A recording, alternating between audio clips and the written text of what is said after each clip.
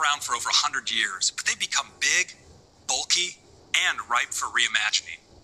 To tell you more about what we have planned, let's go to the garage with Emily Schubert. Thanks, Craig. I'm excited to introduce a digital version of CarKeys.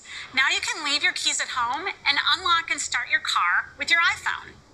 And the very first car to support this will be the new 2021 BMW 5 Series. Let me show you how it works. It's super simple. It uses NFC, and you just tap to unlock. And I place my phone on the charging pad and then push to start.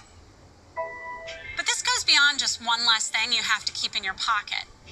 Digital keys have security benefits. They live in the secure element of your iPhone. And if it goes missing, you can turn off your keys remotely via iCloud. They're even easier to share than a physical key. Copies don't involve trips to the dealership. And you can share from wherever you are with iMessage. Let's give Craig a key so he can drive home after we're done here. With each key you share, you can set options, like a restricted driving profile, perfect for teen drivers, which is tempting, but we'll give Craig full access.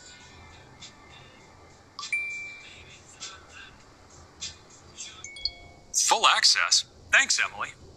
The new BMW will be available to customers next month. In addition to adding this feature to iOS 14, we're also enabling it in iOS 13, so customers can use their car keys even sooner. And of course, we want this to work in any car. So we've been working on standards with industry groups, and this is just the beginning. We're working on technology that will leverage our U1 chip, which uses ultra-wideband technology for precise spatial awareness. So you'll be able to leave your iPhone in your bag or pocket and still securely unlock and start your car.